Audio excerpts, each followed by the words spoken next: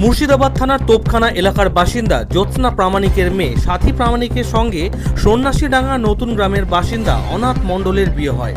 বিয়ের পর দীর্ঘদিন সাথী বাপের বাড়িতে থাকার পর 2022 সালের 2রা অক্টোবর স্বামী অনাথ মণ্ডল তাকে নিজের বাড়ি সন্ন্যাসীডাঙ্গা নিয়ে আসেন। পরদিন 3রা অক্টোবর গ্রামের একটি আমবাগান থেকে সাথী প্রামাণিকের দেহ উদ্ধার হয়। এই ঘটনার পর সাথীর মা জ্যোৎস্না প্রামাণিক মুর্শিদাবাদ থানায় একটি অভিযোগ দায়ের করেন। পুলিশ তদন্তে নেমে সাথীর স্বামী অনাথ মণ্ডলকে গ্রেপ্তার করে।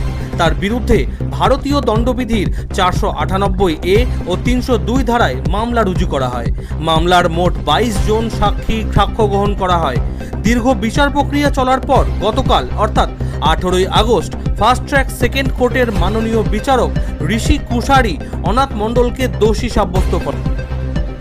আজ 19শে আগস্ট আদালত তাকে যাবজ্জীবন কারাদণ্ডের পাশাপাশি 30,000 টাকা জরিমানা এবং জরিমানা অনাদায়ে আরও 6 মাসের কারাদণ্ডের নির্দেশ দিয়েছে।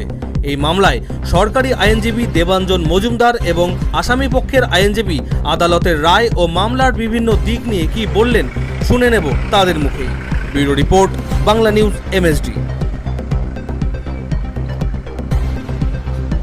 বিষয়টা হচ্ছে Murshidabad PS case number 615/2022 dated 3/10/2022 under section 498A এবং 302 IPC ধারা মতে জ্যোৎস্না প্রামাণিক ওয়াইফ অফ বিশ্বনাথ প্রামাণিক তোপখানা বাড়ি আমাদের মুর্শিদাবাদ থানার অন্তর্গত।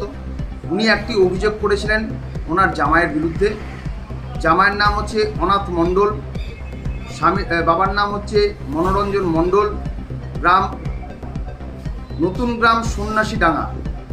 যে ওনার মেয়ে সাথী প্রামাণিক যার বয়স 22 বছর, ওনাকে বিয়ের 2 বছরের মাথায় ফোন করে ডেকে নিয়ে যায় গত ইংরাজি 2/10/2022 তারিখে আনুমানিক দুপুর 12টা নাগাদ এবং পরবর্তীকালে 3/10/2022 তারিখে নতুন গ্রামের আমবাগান, কেতাবের আমবাগান আছে, সেই কেতাবের আমবাগানে এই সাথী প্রামাণিকের বডি পাওয়া যায় এবং পরবর্তীকালে পুলিশ এই মামলায় তদন্ত করে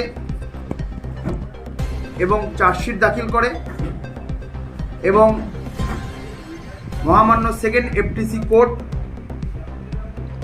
আমাদের জজ সাহেবের নাম ঋষি কুশারি, ওনার ঘরে এই মামলাটার বিচার হয়। বিচার প্রক্রিয়ায় 22 জনের সাক্ষী হয়। সাক্ষী হওয়ার পর আজকে জাজমেন্টের দিন ছিল। সেই জাজমেন্টের দিনে কোর্ট প্রনাউন্স করেন যে লাইফার দেন এবং তার সাথে 30,000 টাকা ফাইন, অনাদায়ে 6 মাসের জেল। ইনি কি ঘটনার পর থেকে জেলে ছিলেন? হ্যাঁ, ঘটনার পর থেকে উনি অ্যারেস্ট হয়েছেন আপনার 4/10/2022। আচ্ছা, 4/10/22 থেকে উনি কাস্টাডিতে আছেন, কাস্টাডি ট্রায়াল হয়েছে। আচ্ছা, নাম Debanjan Majumdar, PP incharge Lalbagh court.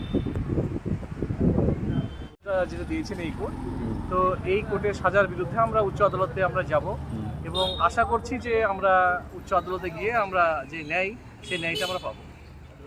ধন্যবাদ।